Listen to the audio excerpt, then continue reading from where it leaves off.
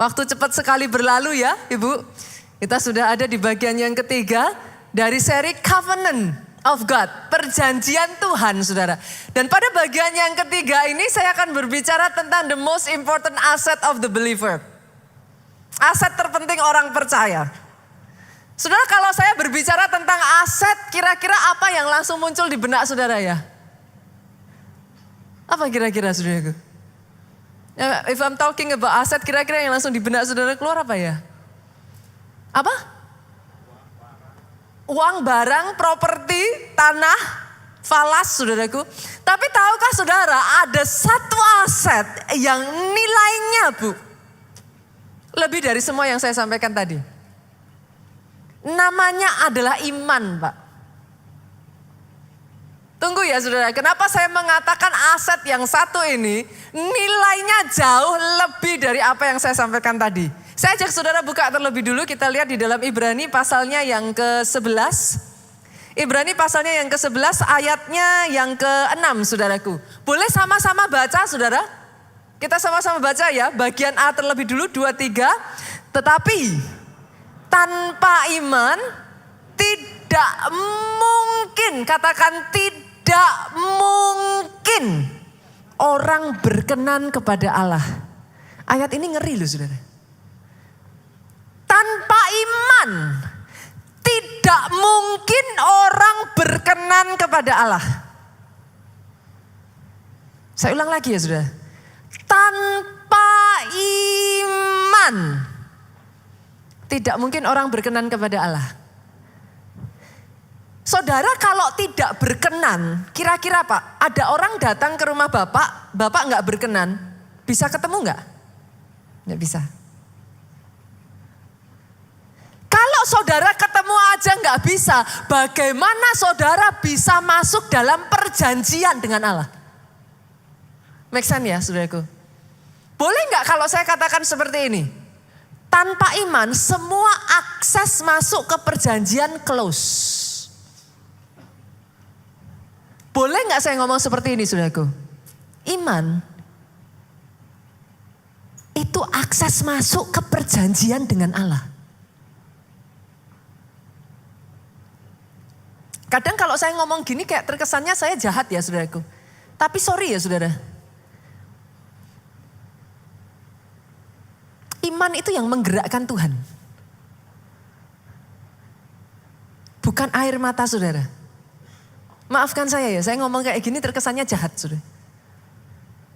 Pastor, apakah berarti Tuhan tidak memperhatikan saat saya berseru dan menangis? Salah saudara.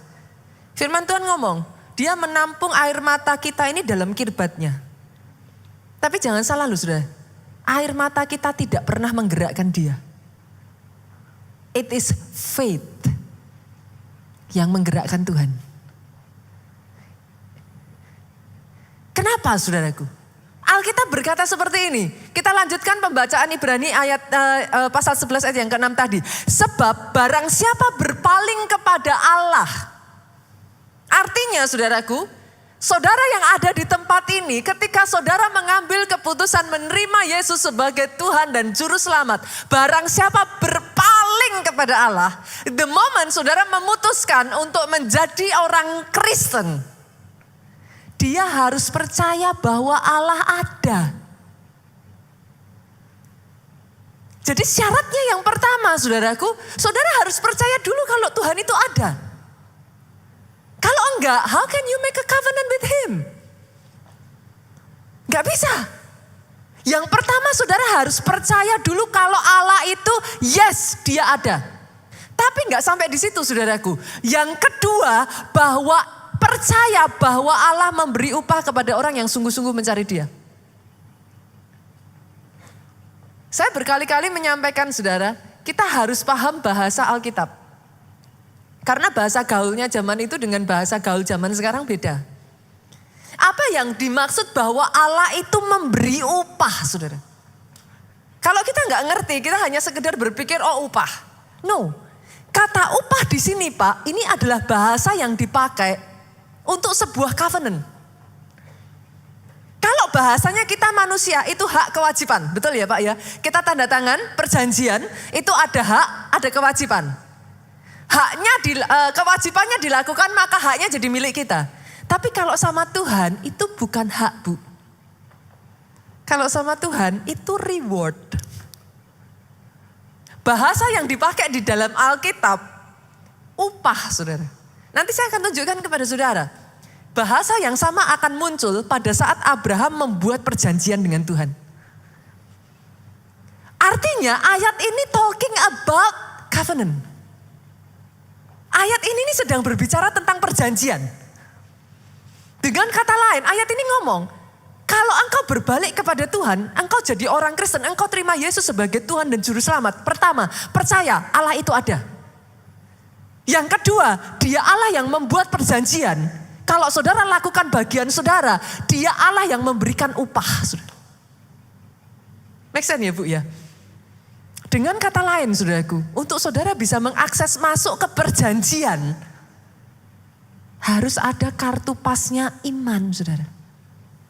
That's why kenapa saya mengatakan kepada saudara, iman itu aset terpenting orang percaya Pak. Jadi make sense ketika Alkitab berkata, orang benar hidup oleh iman. Sekarang jadi make sense ya saudara. Ayat itu satu dengan yang lain, jangan salah loh Pak. Itu saling berkaitan. Boleh nggak kata orang benar hidup oleh iman kalau saya ganti? Orang benar tidak hidup tanpa iman. Boleh nggak saya ganti lagi? Orang benar mati tanpa iman. Lebih clear, saudaraku? This is the reason, ini salah satu alasan juga, saudaraku. Enggak semua orang itu bisa enter covenant dengan Tuhan, loh, saudara. Jangan salah loh. Enggak semua orang, saudara. Kenapa? Karena kartu pasnya itu iman. Iman itu kayak saudara mau pergi ke satu negara, saudara harus punya visa Pak. Kalau enggak ya enggak boleh masuk. Sama, di dalam dunia supernatural ya saudaraku ya. Kalau saudara enggak punya iman, saudara enggak akan bisa membawa yang tidak terlihat jadi terlihat. Forget it.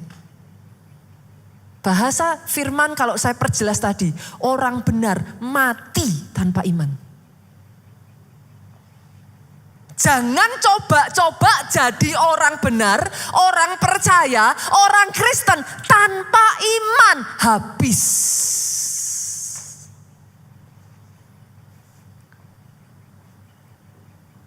Inilah yang membawa Abraham itu bisa mengikat perjanjian dengan Tuhan, Bu.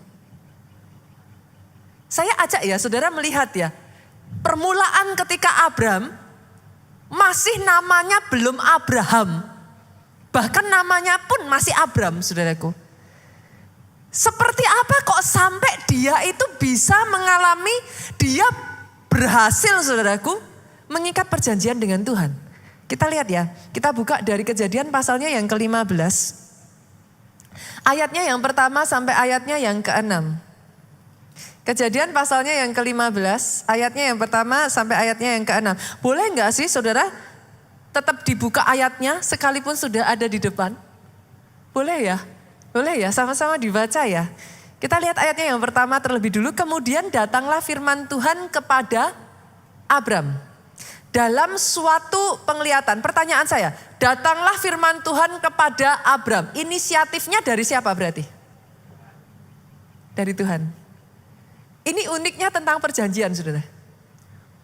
Kemarin ada satu orang yang bertanya kepada saya belum sempat jawab hal ini saudaraku. Tapi dari apa yang saya sampaikan ini hopefully bisa menjawab saudara. Perjanjian itu inisiatifnya dari Tuhan saudara. Ada dua macam perjanjian ya saudaraku. Perjanjian yang sudah tertulis di dalam Alkitab. Itu saudara kalau mau masuk lakukan bagian saudara, itu akan menjadi porsi saudara. Tapi ada perjanjian yang person to person saudaraku. Itu berbeda dengan nasar ya Bapak Ibu. Perjanjian itu selalu dimulainya dari inisiatifnya Tuhan. Once in a while dalam kehidupan seseorang, kenapa perjanjian itu jadi powerful saudaraku? Karena di dalam kehidupan seseorang, once in a while Tuhan itu melihat kehidupan seseorang ya saudaraku. And then he offer. Dia offer covenant saudara. Itu yang terjadi di dalam kehidupan Abraham. Pastor, kalau saya yang mau minta mengajukan covenant dengan Tuhan bisa enggak? Itu namanya saudara bernasar. Beda ya saudara, bedakan ya. Kalau saudara bernasar bisa diterima bisa enggak? Make sense ya saudaraku? Kenapa? Kenapa covenant itu menjadi sangat spesial saudaraku? Itu termnya Tuhan gitu saudara. Banyak kali di dalam covenant orang itu ditantang melampaui apa yang dia pikir mungkin gitu. Tuhan yang punya rencana, Tuhan mau pakai seseorang, ditawarkanlah sebuah covenant. Tetapi untuk enter into the covenant, you need faith. Kenapa saudara butuh faith? Saya tunjukkan saudara. Dari ayat ini saudara nanti ngerti. Kemudian datanglah Tuhan kepada Abraham dalam suatu penglihatan, jangan takut. Abraham, akulah perisaimu, kata Tuhan. Upahmu akan sangat besar. Bahasa yang sama muncul lagi ya saudara. Upahmu akan sangat besar. Artinya apa? Sekarang saudara kalau muncul bahasa itu saudara sudah ngerti ya. Itu slangnya zaman dulu untuk Tuhan tuh nawarin perjanjian. Rewardmu akan besar. Saudara pikir kalau Tuhan ngomong jangan takut. Ada sebabnya enggak saudara? Ada sebabnya. Tuhan itu tahu saudara. Abraham itu ada di titik terendahnya. Pada saat Tuhan ngomong sama Abraham. Abraham, jangan takut, aku perisaimu, upahmu besar. Langsung kok dijawab sama Abraham. Ayat 2 saudaraku lihat. Abraham menjawab, ya Tuhan Allah, apa yang engkau berikan kepadaku? Abraham tuh ngomong, Tuhan tuh mau nawarin apa sama aku? Buat Abraham saudara, aku akan meninggal dengan tidak punya anak yang akan mewarisi rumahku. Ialah Eliezer orang Damsik itu. Abraham tuh langsung to the point. Lagi kata Abraham, engkau tidak memberikan kepadaku keturunan sehingga seorang hambaku nanti menjadi ahli warisku. Abraham tuh ada di titik terendah dalam hidupnya. Dia sedang galau saudaraku. Dia sedang ketakutan. Kenapa? Dia sedang menghitung waktu. Dia tahu dia sudah tua saudara. Dia tahu dia gak akan mungkin punya anak lagi dengan keadaan istrinya Sarah yang sudah mati haid. Lalu Tuhan datang di tengah-tengah kondisi seperti itu. Tuhan bilang, upahmu akan sangat besar. Tuhan ngomong, Tuhan tuh mau ngasih aku apa? Percuma. Aku gak akan punya anak kok. Tuhan tawarin aku apa? Toh nanti kalau aku meninggal, yang mewarisi hambaku. Tuhan tahu itu saudaraku. Itu sebabnya, He comes with a covenant. Dia tawarkan perjanjian itu dengan Abraham. Ayat berikutnya ngomong seperti ini, tetapi datanglah firman Tuhan kepadanya. Ini artinya Tuhan tuh ngasih penawaran. Datanglah firman Tuhan itu kepadanya, demikian.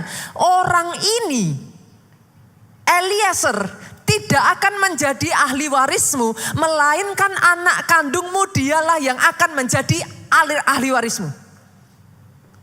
Jadi perjanjian yang ditawarkan Abraham apa? Kepada Abraham apa saudaraku? Abraham akan punya anak. Itu perjanjian yang Tuhan tawarkan. Sampai di sini menurut saudara masuk akal enggak? Itu pun sudah enggak masuk akal saudaraku. Nanti saudara nanti kita baca ayat lain, saudara akan tahu. Abraham tuh usianya sudah 100 tahun. Sarah udah mati haid. Menopause saudara. Kalau zaman sekarang bahasanya gitu. Sarah udah menopause, suaminya udah 100 tahun, istrinya udah menopause. Ini aja menurut saudara, mungkin enggak bu? Enggak mungkin. Tapi masih masuk akal ya.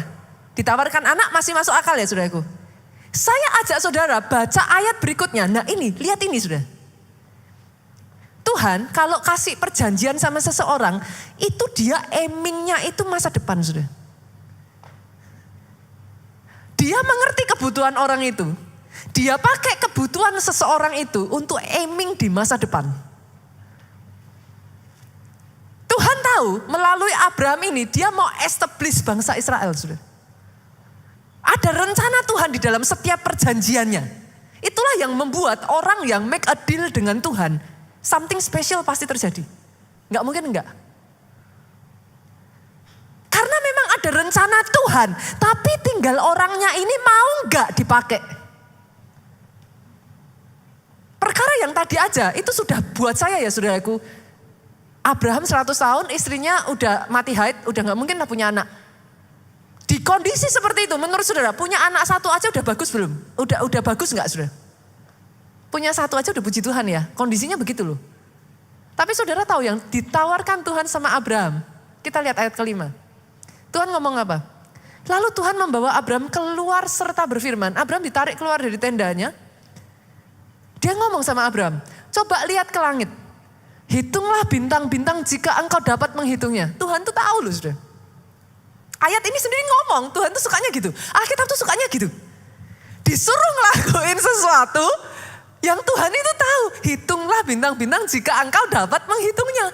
Artinya Tuhan ngerti gak mungkin bisa dihitung. Abraham disuruh ngitung. 1, 2, 3. Pernah ada di sini yang pernah ngitung bintang sudah? Saya pernah sudah. Pernah nggak sampai di titik tertentu, kita tuh kalau ngitung saudara, itu kayak butuh border gitu loh saudara, butuh batasan ya. Supaya kita ngerti ini 1, 2, 3, 4, 5, mana yang sudah dihitung, mana belum gitu saudaraku.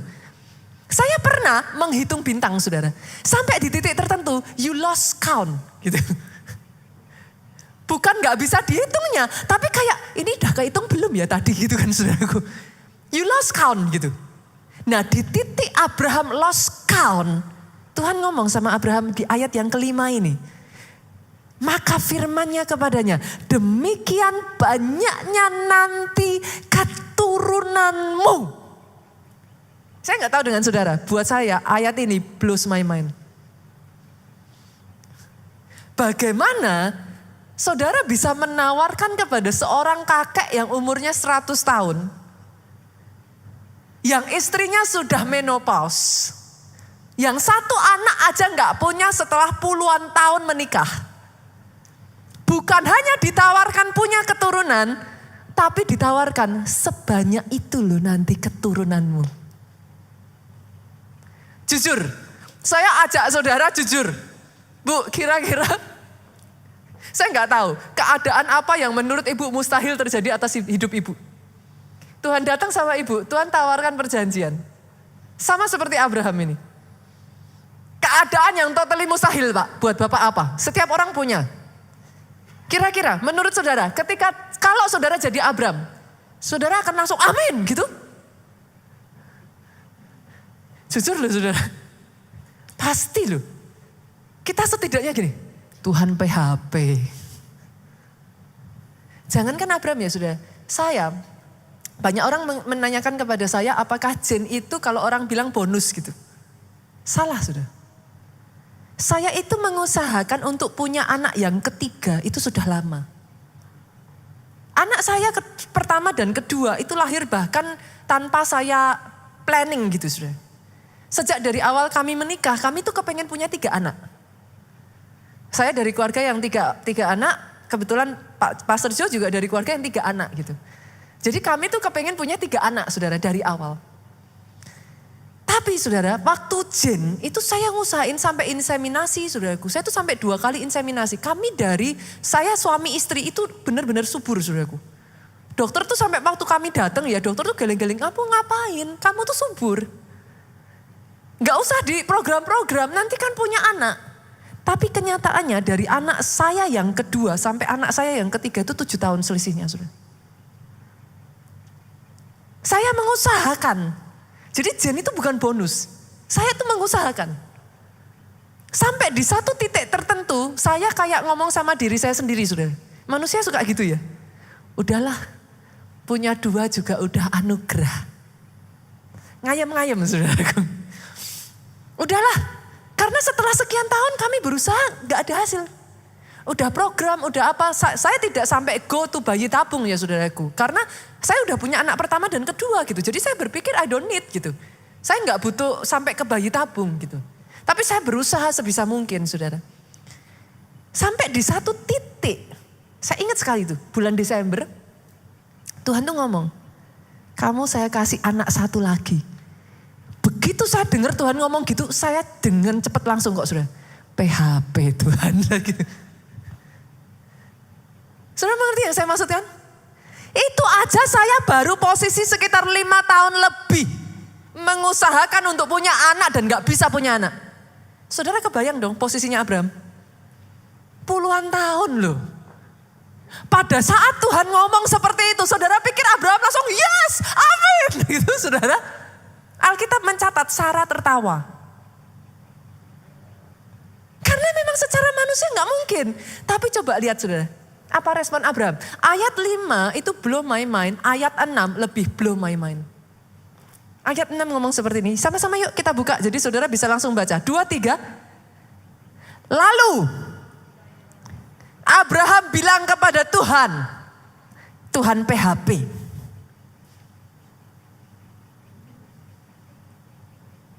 Boleh dibaca dengan suara keras? 2, 3. Lalu percayalah Abraham kepada Tuhan. Dan di ayat ini langsung dicatat. Maka Tuhan memperhitungkan hal itu kepadanya sebagai kebenaran. Saudara tahu ini sekali lagi saudara, bahasanya ini loh. Artinya apa saudara? Hari itu God make a deal with Abraham. Hari itu Abraham masuk dalam perjanjian dengan Tuhan.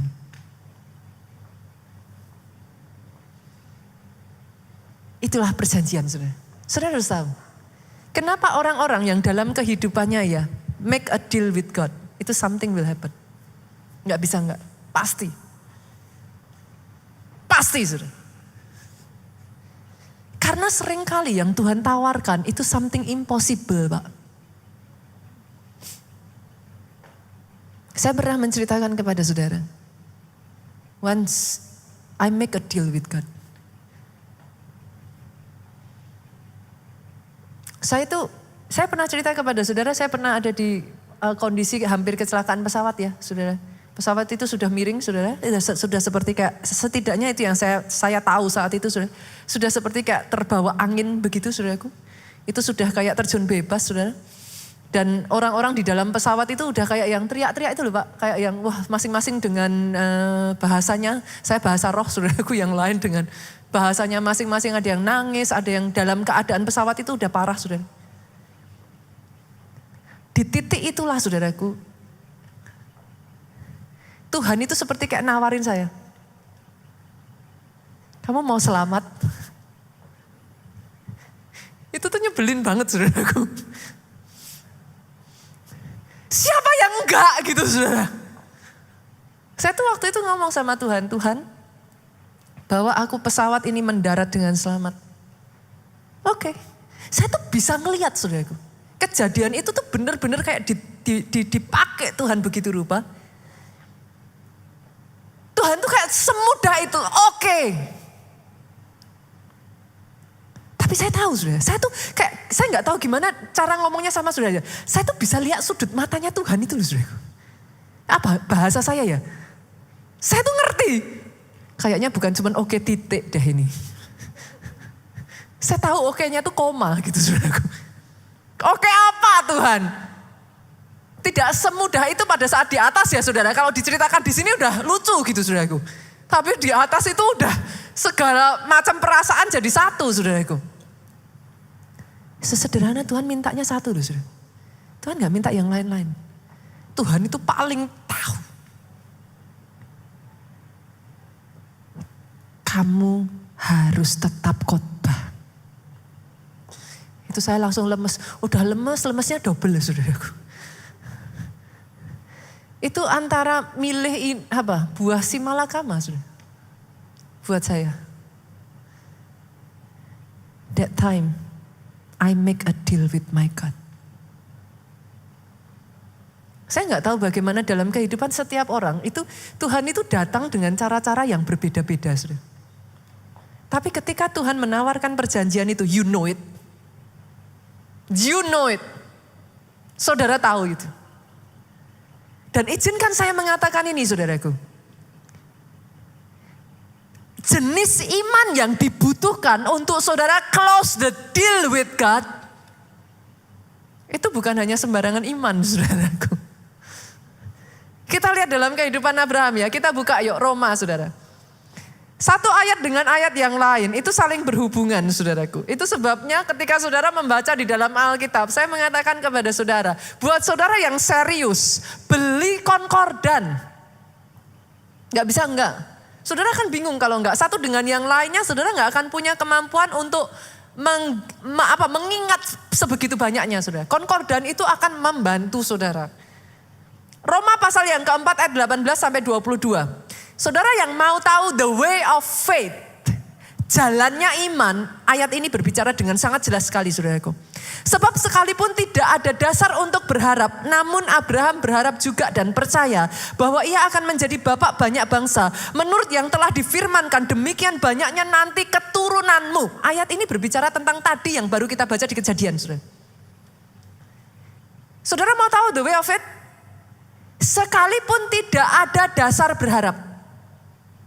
Saudara sakit kaki saudara, saudara berdoa minta kesembuhan dari Tuhan, kakinya masih sakit. Tidak ada dasar yang dikatakan katakan dokter yang memungkinkan kaki saudara sembuh. Di dalam kondisi seperti itulah, sekalipun tidak ada dasar berharap, tetap berharap dan percaya. Berarti saudara ada di jalan yang benar. Iman itu bukan gini saudaraku. Saudara doa, percaya. Kakinya sudah disembuhkan Tuhan. Terus saudara lihat, semakin jelek, semakin berarti gak disembuhkan. Bukan. Di kondisi di mana saudara lihat tidak ada dasar percaya, saudara tetap berharap dan percaya. Itu sudah di jalan yang benar. Saya tunjukin lagi ya saudaraku. The way of faith. Kita lanjut ayat berikutnya. Imannya tidak menjadi lemah walaupun ia mengetahui. Abraham tahu atau enggak? Walaupun ia mengetahui bahwa tubuhnya sudah sangat lemah karena usianya telah kira-kira 100 tahun dan bahwa rahim Sarah telah tertutup. Jadi saudara tahu, tidak ada kemungkinan dokter bilang vonisnya jelek. Secara manusia tidak bisa. Alkitab mencatat imannya tidak menjadi lemah. Kita lanjut lagi ya. Kita lanjut lagi. Jenis iman seperti apa? Kita lanjut lagi. Ayat yang ke-20. Tetapi terhadap janji Allah ia tidak bimbang. Ini ya saudara. Ayat ini ya. Kalau saudara mau tahu the way of it. This is the way of it.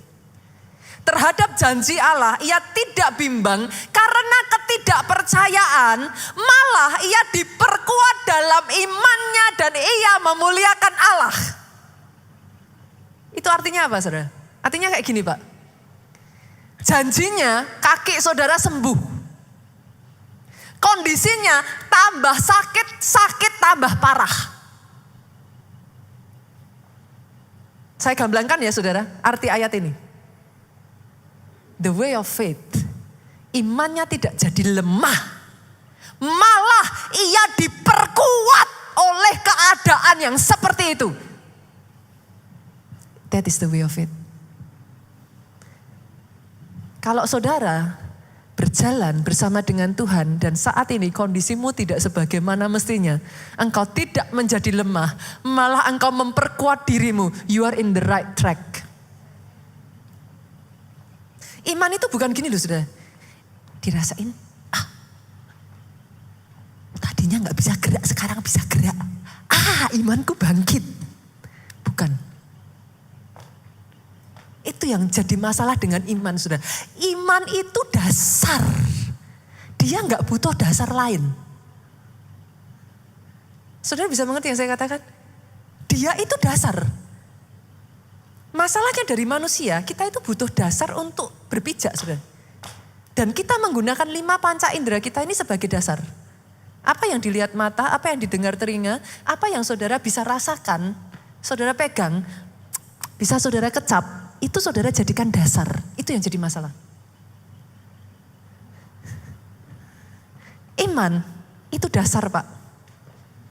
Dia gak butuh dasar lain. Ya dasarnya iman. Dasar dari iman adalah firman.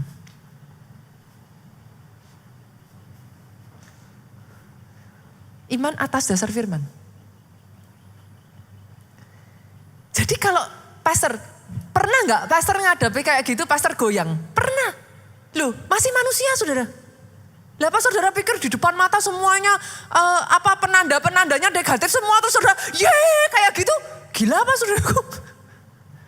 Goyang. Tapi ada satu hamba Tuhan namanya Benson Idahosa saudaraku. Dia mengajarkan dan saya sangat belajar banyak dari orang ini.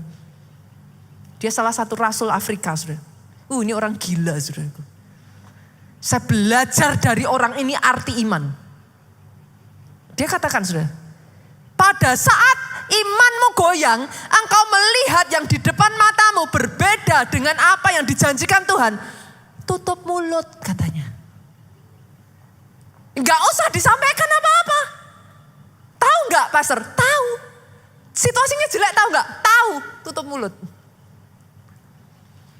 Ayat ini mengajarkan yang berikutnya saudaraku. Ia memuliakan Allah dalam tutup mulut. Saudara berkata, Tuhanku selalu baik. Tuhanku ajaib. Tuhanku luar biasa. Beda antara tutup mulut dengan saudara nggak ngomong loh ya saudaraku. Oh saudara mungkin didiagnosa sakit tertentu lalu kemudian terus kata pastor disuruh tutup mulut gitu. Artinya saudara nggak periksa, nggak boleh ngomong sama sekali, enggak loh. Saya nggak mengajarkan begitu loh saudara. Apa penyakit saudara? Cari tahu, hadapi saudara. Nah kalau saudara nggak tahu gimana saudara ngadepin? Itu namanya bukan beriman, itu lari. Yang mengerti katakan amin. Bukan begitu saudaraku. Tapi ketika saudara mengerti yang di depan saudara, saudara tidak berkata gini, wah habis aku. Tidak ada jalan. Aku udah tidak punya pengharapan. Jangan sampai mulut ngomong itu. Make sense ya saudaraku ya. Up to the point sampai di titik seperti apa pastor? Lihat ini. Lihat ini saudara. Dengan penuh keyakinan. Nah ini up to the point. Dengan penuh keyakinan bahwa Allah berkuasa melaksanakan apa yang telah ia janjikan. Saya itu diajarkan hal ini dari anak saya saudara. Kadang di sini berapa banyak yang sudah punya anak? Ada yang masih punya anak kecil? Ada, oke. Anak kecil saudara kadang kalau minta sesuatu. Jen paling gampang tuh saya tuh belajar dari Jen saudara. Jen tuh sering kayak kemarin ya saudaraku dia minta dibelikan dia kepengen punya water painting saudara. Dia suka gambar saudara anak itu. Dia suka lukis. Dia minta saya belikan water painting. Dia bilang sama saya, Mom, Jen minta water painting buat kadonya Jen boleh? Dia tanya. Oh boleh. Saya bilang gitu. Boleh Jen gitu. Saya sudah bilang boleh saudara. Berapa banyak anak saudara sama seperti anak saya? Enggak berapa lama kemudian tanya lagi. Mam, Jen minta water painting boleh? Boleh Jen. Mama sudah bilang boleh. Enggak lah berapa lama lagi tanya. Water paintingnya belum datang ya Mom? Sama enggak anak saudara dengan anak saya? Sama ya? Sama enggak dengan kita sama Tuhan saudara? Saudara tahu apa jawaban saya ke Jen? Jen, kalau Momom sudah bilang, Momom akan lakukan. Tapi sesuai waktunya Momom. Kamu tahu beres aja water paintingnya datang. Tapi tunggu waktunya Momom. Ketika saya ngomong itu ke anak saya ya, Tuhan itu kayak bicara sama saya, sama gak sih? Saya tuh ketawa loh saudara. Saya tuh sampai ngomong sama anak saya, once I say it, I will do it. Tuhanmu sama saudara. Tuhanmu sama. Kita manusia bisa lupa, dia Tuhan tidak akan pernah bisa lupa. Perkataannya, dia terikat dengan setiap perkataannya. Izinkan dia kerjakan pada waktunya. Karena kadangkala ya saudaraku, kita harus ada sampai di satu titik ya. Bahkan kalau untuk Abraham ini ya saudara, diujinya sama Tuhan lebih ngeri lagi loh saudara. Kita buka ya, kita lanjutkan. Ibrani pasalnya yang ke-11. Ayatnya yang ke-17 sampai ayatnya yang ke-19. Karena beriman juga nih, titiknya imannya Abraham tuh sampai di sini saudara. Maka Abraham mempersembahkan Ishak sebagai kurban. Ketika ia diuji Allah, kepada Abrahamlah Allah memberikan janjinya. Namun Abraham rela menyerahkan anaknya yang satu-satunya itu. Lihat ini saudara. Allah telah berkata kepada Abraham, melalui Ishak inilah engkau akan mendapat keturunan yang aku janjikan kepadamu. Jadi imannya Abraham itu bukan cuma sampai iman untuk dapat, tapi iman untuk kehilangan, sudah. Ada di sini yang imannya cuma sampai dapat kan. Tapi kalau diambil Tuhan marah toh. Dalam kasusnya Abraham ini ngeri, sudah. Saya tuh kalau baca ini ya, wow, tidak heran dia disebut bapak orang beriman. Imannya dia bukan hanya sampai di titik sudah dikasih. Diambil sama Tuhan, padahal jelas loh, perjanjiannya tuh mengatakan bahwa melalui Ishak. Terus kalau Ishak mati, selesai gak perjanjiannya harusnya? Loh ya selesai. Orang melalui Ishak kok. Tapi lihat ini saudara, ayat 19. Abraham yakin bahwa Allah sanggup menghidupkan kembali Ishak dari kematian. Gila enggak saudara? Ini iman akan kebangkitan pertama kali yang dicatat dalam Alkitab saudara. Abraham yakin bahwa Allah sanggup menghidupkan kembali Ishak dari kematian. Lihat ini. Jadi boleh dikatakan Abraham sudah menerima kembali Ishak dari kematian.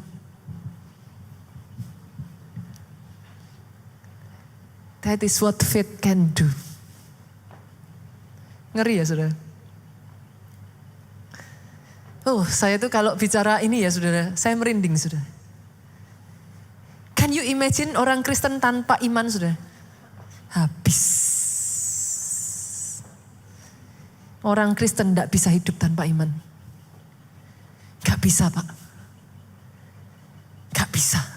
Once saudara sudah ngambil keputusan berbalik kepada Allah, engkau harus percaya Allah itu ada. Bahwa Allah memberi upah kepada orang yang sungguh-sungguh mencari Dia. Sepowerful itu apa yang bisa dikerjakan iman. Bahkan kalau kau kehilangan pun. Kalau imanmu nyampe ya Pak. Alkitab mencatat.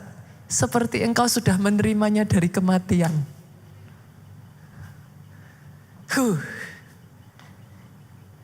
Itu sebabnya Pak, saya harus ngomong ini. Dengar ini baik-baik. Iblis selalu menargetkan iman saudara. Kalau ada yang paling sering diserang dari iblis ya Pak, iman. Itu yang dialami Ayub saudaraku. Saudara pikir apakah Ayub diambil kekayaannya supaya miskin? Aimingnya iblis supaya Ayub miskin? Don't forget saudaraku. Buat iblis gak sesimpel itu. Diambil semuanya, targetnya iblis apa? Saudara tahu ada 2 target yang akan iblis lakukan saudara. Kalau engkau percaya berbalik kepada Allah, maka engkau harus percaya yang pertama Allah ada. Yang kedua, Dia memberi upah kepada orang yang bersungguh-sungguh mencari Dia. Targetnya pertama, Dia memberi upah kepada orang yang bersungguh-sungguh mencari Dia. Akan ada waktu-waktu di masa pandemi kemarin ketika saudara digoncang iman saudara, perkataan ini akan muncul. Bedanya apa? Pelayanan kamu sungguh-sungguh sama Tuhan. Gak ada bedanya. Itu apa saudara? Ayat tadi. Fondasi yang kedua itu akan berusaha digoncang. Mana? Katanya Allah memberi upah kepada orang yang sungguh-sungguh mencari Dia. Mana? Itu digoncang dulu saudara di situ. Yang itu berhasil digoncang, dia maju ke depan lagi. Bahwa Allah itu ada.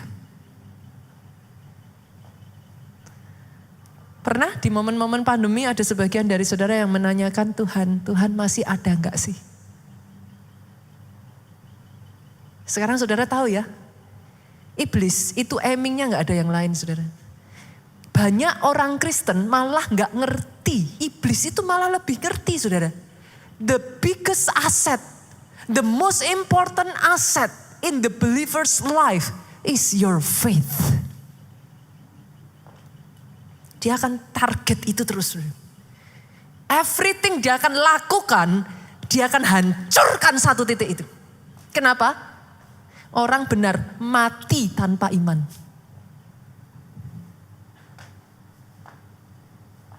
Make sense, saudara sekarang? Sekarang semuanya jadi terbuka ya. Saudara bisa melihat ya. Saya berdoa setelah saudara bisa melihat ini. Hari ini saya berdoa ya saudaraku, kuatkan imanmu. Kuatkan imanmu. Saya ulang lagi, kuatkan imanmu. Loh, iman harus kuat. Saudara kalau di dalam Tuhan jadi orang percaya tanpa iman, oh jangan harap saudara, habis. Imanmu harus kuat. Imanmu harus kuat. Imanmu harus kuat. Pertanyaannya sekarang, terus caranya gimana? Karena iblis itu akan terus narget saudaraku. Iblis itu akan terus target. Buat saudara, banyak orang Kristen itu yang dipikir gini, aduh yang penting pokoknya saya selesailah dari masalah saya segera keluar dari permasalahan saya datang ke pendeta, cepat didoakan, yang penting saya cepat sembuh, yang penting saya cepat keluar dari hutang saya. Tapi itu pola pikir yang salah saudara. Kenapa? Memangnya saudara sembuh habis itu gak bisa datang masalah yang lain? Halo? Buat saudara yang pengen instan, saya harus ngomong, selama kita masih hidup, bahkan ada orang tuh ngomong gini saudara, masalah dengan kita itu seperti kereta api dengan rel. Kan? Lah kalau saudara maunya cuman instan, yang penting yang satu ini beres. Menurut saudara, nanti ketika yang terjadi yang masalah berikutnya saudara gimana? You will do the same thing again. If the first problem you run away, you will do almost the same for the second one. Makanya Tuhan gak mau saudara. Tuhan itu mau membangun otot-otot imanmu. Dikasih yang kecil dulu. Kecil udah bisa, tambah besar. Tambah besar udah bisa, tambah besar lagi. Sampai di titik tertentu Pak, 1 kilo tadinya berat. 2 kilo saudara angkat. 3 kilo, 5 kilo saudara terbiasa. 10 kilo. Di ke depan nanti, masalah yang 5 kilo datang. Saudara mainin tuh saudaraku. Yang mengerti katakan amin. Yang mengerti aminnya yang paling keras. Bangun otot imanmu. Jangan jadi orang Kristen gampangan. Maafkan saya kalau saya galak ya saudara dalam hal ini. Karena di masa pandemi kemarin saya melihat banyak orang Kristen berguguran. Itu buat hati saya sedih saudara. Banyak orang Kristen tidak tahu kebenaran firman. Tidak mau baca firman. Tapi selama masa pandemi kemarin, orang-orang yang bahkan saya kasih sebagian dari mereka berguguran. Itu membuat saya marah saudaraku. Itu sebabnya kalau saudara melihat hari-hari ini firman di gereja kita, 1 bulan ini aja ya saudaraku. Banyak yang ngomong sama saya, pastor, ini firmannya bulan Februari ini daging. Saudara tahu kenapa saya lakukan itu saudaraku? Saya gak mau lihat orang-orang Kristen berguguran lagi saudara. Saudara benci saya silahkan. Saudara gak suka dengan apa yang saya katakan silahkan. Kalau itu membuat saudara bisa berdiri dan mengalahkan masalah saudara, so be it. Jangan jadi orang Kristen gampangan. Kena masalah sedikit saudara jatuh. Gak ditolong Tuhan sedikit saudara mundur. Saudara harus paham. Bangun otot imanmu. Pertanyaannya Pak, gimana cara bangun otot iman? Gak bisa enggak Pak. Iman timbul dari pendengaran. Pendengaran akan firman Kristus. Bukan sembarang firman loh saudara. Firman Kristus, kenapa? Firman yang diurapi. Kristus itu artinya apa? Yang diurapi. Hari ini tadi saya ketemu satu ibu. I'm so happy, saya ceritakan ya ibu ya. I'm so happy, saya ketemu satu ibu ini. Jauh saudaraku, dia datang ke tempat ini butuh 2 jam. Saya ketemu dengan dia, ada satu masalah yang dia minta saya doakan. Tapi yang membuat saya bersuka cita bukan masalahnya saudaraku. Tapi bagaimana ibu ini berkata kepada saya, hidup mati saya di tangan Tuhan pastor. I rejoice. Setiap kali saya melihat iman, I rejoice. Saya percaya itu yang exactly yang sama dirasakan oleh Tuhan, saudara. Ketika dia melihat anak-anaknya yang bukan gampangan anak-anaknya yang enggak yang dikit-dikit. Tapi ngelihat anaknya yang ngadepin masalah bisa berkata, Tuhanku selalu baik, pastor. Oh, saya percaya seperti sukacita yang muncul di benak hati saya tadi. That's exactly the same thing yang Tuhan rasakan, saudara. Kenapa? Karena Tuhan tidak pernah memberikan saudara masalah itu untuk menghancurkan saudara. Itu dimaksudkan untuk saudara kuat. Semakin mengenal Tuhanmu. Sehingga saudara do exploit. Minggu lalu saya jelaskan saudara, do exploit artinya apa? Dari semua perjanjian itu, saudara menguasai pasal-pasal dan ayatnya, saudara bisa dapat benefit terbesar dari itu. Gak bisa enggak saudara? Yang pertama, baca firman. Banyak-banyak dengar firman. Dan ibu tadi mengatakan kepada saya, 1 minggu pastor, saya dengarkan khotbah pastor Nita, khotbah pastor Jo, khotbah pastor Obaja. Saya ketawa tadi saudara. Harus diisi terus. Diisi terus. Saya, Pastor Jo itu ya saudaraku. Saudara tahu bagaimana cara Pastor Jo menguatkan hatinya. Di momen-momen ketika masalah itu datang dan begitu tight sekali saudara. Dari pagi sampai malam. Dia tutup telinganya saudara. Diisi terus dengan khotbah hamba-hamba Tuhan saudaraku. Khotbah-khotbah yang isinya daging saudara. Saya tuh kalau dengar Pastor Benson Idahosa ngomong ya saudara, wah itu api itu kayak nyala saudara. Ini orang gila saudara. Pada saat dia berusia 16-17 tahun ya saudaraku, orang ini ya saudara. Dia dengar perkataan dari pendetanya. Pendetanya ngomong, Tuhan Yesus membangkitkan orang mati. Langsung selesai khotbah dia datengin pendetanya. Apa katamu pastor? Kalau orang percaya, orang mati bisa bangkit? Iya. Dia tanya, pastor pernah bangkitin orang mati? Belum. Tapi kalau aku percaya aku bisa bangkitin orang mati, kata firman, yes. Saudara tahu apa yang dia katakan pada saat itu? I will do it. Dia ambil sepedanya saudaraku, dia cari orang mati saudaraku. Cerita-cerita seperti ini, itu akan membangkitkan imanmu saudaraku. Cerita-cerita seperti ini membuat api saya bergelora saudara. Dia pergi, dia cari orang mati saudaraku. Dia tirukan persis seperti firman. Dia suruh orang-orang semua pergi saudaraku. Dia berkatakan kepada orang yang mati ini saudara. Di usianya yang ke-17 tahun, dia membangkitkan 7 orang mati saudara. Tapi menurut saudara, 7 hidup tadi itu berapa puluh yang dia coba gak hidup saudara? Faith. Saya berharap saudara bisa melihat ya, kekristenan is all about faith. Bangun imanmu. Yang kedua saudara, bagaimana cara saudara membangkitkan iman? Iman ada kaitan besar dengan doa. Itu gak bisa saudara pisahkan. Lihat cara Yesus membangkitkan iman. Kita buka ya. Kita buka dari Lukas pasalnya yang ke-22 ayat 31 sampai 32 saudaraku. Yesus ini waktu ini bicara dengan Simon saudara. Simon. Iblis telah menuntut untuk menampi kamu seperti gandum. Ini waktu Simon tidak percaya saudara. Iblis sudah menuntut untuk menampi kamu seperti gandum. Apa yang Yesus lakukan ketika Yesus tahu itu terjadi saudaraku? Tetapi aku telah berdoa untuk engkau supaya imanmu jangan gugur. Beda kan ya saudara antara orang Kristen ngomong oke, nanti saya doakan tapi gak didoakan.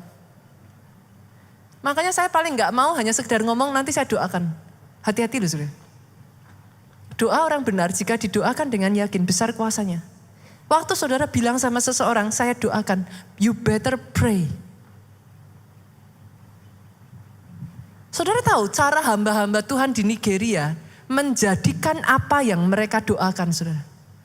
Ketika mereka doain orang pada saat ibadah, mereka tidak selesai di situ saja, saudara. Di saat ibadah dia doakan, di rumah every single day dijadikan, saudara. Dijadikan. Terus, besok dia doakan lagi. Dia doakan lagi. Dia doakan lagi. Sampai apa yang dia doakan atas orang itu di gereja terjadi di rumahnya. Saudara jangan main-main dengan doa. Doa jika dengan yakin didoakan, besar kuasanya. Saya berdoa ya firman seperti ini ya saudara, membangkitkan api roh saudara. Saudara tidak jadi orang Kristen yang gampang menyerah lagi dengan masalah. Setidaknya ya saudara, iblis mau cari gara-gara dengan saudara. Biar dia merasakan akibatnya, saudara. Orang yang paling enak dibully adalah orang yang dibully dan tidak melakukan apa-apa. Saudara mengerti yang saya maksudkan? Ketika kau dibully, kau lawan semaksimalmu, buat lawanmu terluka. Besok dia mau bully engkau, mikir 2 kali lipat. Cari aja lawan yang lebih mudah, saudara. Doa saya itu yang terjadi atas hidup saudara. Kenapa? Karena iblis itu nyatet tuh saudara. Loh, jangan salah. Iblis tidak maha tahu. Saya katakan ini ya, saudara harus tahu ini. Yang maha tahu itu hanya Tuhan. Iblis tidak maha tahu. Saudara harus paham ini dulu. Iblis tidak maha tahu. Lah kok caranya iblis tahu gimana? Iblis itu membaca human behavior. Saudara dikasih penyakit, nih dicoba nih ya. Semakin dekat sama Tuhan. Dicoret, besok lagi ini enggak bisa. Lagi dia coba, kasih masalah nih. Gimana responnya? Semakin ikut pondok Daud. Semakin puasa. Enggak bisa lagi saudaraku. Dia catat satu-satu. Ini apa ya nih, jatuhnya di mana ya? Alkitab mencatat, lawanmu si iblis berkeliling, cari waktu lemahmu. Dia keliling terus. Dia cari, dia amati terus human behavior saudara. Coba kasih berkat. Sekarang gak pelayanan. Dan gak ada waktu ke gereja. Catat saudaraku. Tepat pada waktu saudara lemah dia strike. Yang mengerti katakan amin. Perkuat doamu saudaraku. Berjaga-jaga di menara penjagaanmu. Jangan izinkan itu kendor saudara. Dan yang ketiga saudara, pastikan saudara engkau punya keluarga rohani yang kuat dalam iman. Ini survei ya saudara, survei yang saya lakukan di gereja kita. Hampir bisa saya katakan 80-90% orang yang bertahan di masa pandemi kemarin dan tetap solid adalah orang yang ikut komsel. Saudara. Itu based on data. Saya pegang datanya di gereja ini. Saya takjub bahkan. Orang-orang yang bertahan dan imannya solid ikut komsel. Keluarga rohani itu penting. Ayat tadi berlanjut seperti ini saudara. Dan engkau Simon, jika engkau sudah insaf, maksudnya gimana? Jika engkau sudah insaf, jika imanmu sudah bangkit, kuatkan saudara-saudaramu. Artinya kita butuh persekutuan saudaraku, kita butuh yang namanya komunitas rohani. Gak bisa sendirian. Yang terakhir saudara, yang keempat, nah ini. Ayat yang sangat terkenal, Amsal 4 ayat 23, jagalah hatimu dengan segala kewaspadaan, karena dari situlah terpancar kehidupan.